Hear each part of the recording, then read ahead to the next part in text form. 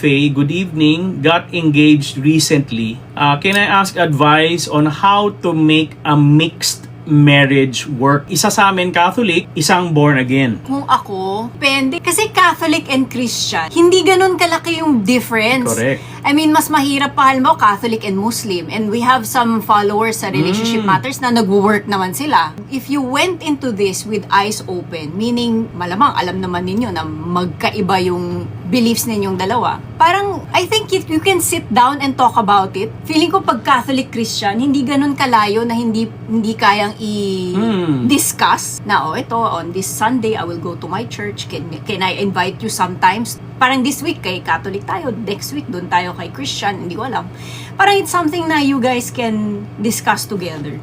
Hindi siya ganun kalayo. Actually, may ganyan talaga tayo mga followers. Yung 1 week sa Catholic Church, next week sa... O minsan same day, sa umaga, misa sila sa Catholic, sa hapon, magki-Christian Sunday service sila. So, ang sinasabi ni Maricar, if you look at the Bible ng Catholic at Christian, actually, sobra siyang identical. Ang pagkakaiba lang ng Catholic tsaka Christian is the 8 books sa gitna ng Old Testament tsaka New Testament. They call it the Apocrypha. Yun lang naman ang meron ang Catholic Bible na wala ang Christian. Pero the rest, from Old Testament hanggang dulo, identical yan. So, nagkakabanggaan lang sa application. Bakit? Because ang Christians, usually ang turo is kailangan basa mo yung buong Bible. Tama? Ang Catholic, hindi nagbabasa. Hindi tayo required as much to read. So, nangyayari, we create some, traditions na, sabi sa simbahan, ganito daw. Kaya lang, yung magkakaproblema kayo, magkakaaway kayo, o magkakadebate kayo sa application. Bakit? Kasi ang Christian, pag nabasa na niya, sasabihin niya, wala yan sa scripture. Yeah. Wala yan mula Genesis hanggang Revelation. Wala naman yung tradition na yan. Wala, ginawa lang yan ng tao. The Catholic naman will try to defend. Now, for many years, ginagawa to. It's Ginagawa this way. to. The Yes. Vatican, ganto ganyan, sayings, writings, may mga doctrines na... Kaya lang, wala naman nakasulat. Diyan ngayon yung away nyo. So, you have to learn to, if you really love each other, gawa kayo ng compromise. Tama? O Han, saan tayo magko-compromise? Okay lang ba magbasa tayo together?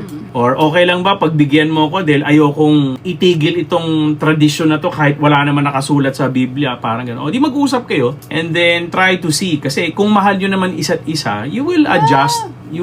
Pero importante dyan is maganda yung nakasulat. Maganda yung mabasa nyo ang Biblia nyo kasi Together. minsan pinagtatawanan tayo ng ibang relihiyon is because behind our back sinasabi na ay nakakatuwa tong believer na to, parang ang daming tapang-tapangan sa faith niya, hindi naman nila alam yung nakasulat. Parang ganon. Which is true ha. Minamaliit tayo minsan ng ibang religion is because they know we do not know our scripture. Yeah. So parang pag bibili ka rin ng bagay sa mall o kaya appliance sa mall, di ba pag nagtanong ka dun sa nagbebenta, ma'am, ano to, 220, 110? Ay, hindi ko alam eh. Di ba nakakahiya? Yung nagtatanong ka dun sa nagbebenta ng appliance, kung alam niya kung 110 o 220, hindi niya alam kung ano yung nakasulat sa manual. So, hindi mo rin re-respetuhin yung nagbebenta na yon. Same thing with Bible or your scriptures or religion. Mas maganda kapag alam natin yung nakasulat so that yung respeto rin ng tao na alam pala nila yung nakasulat sa hindi. Yeah, parang they know what they believe in. What they believe in and why do they believe in it? Yes. Kasi nakasulat eh. Hindi lang dahil yung parents nila ganito ganyan. Yung talagang meron silang belief para sa sarili nila.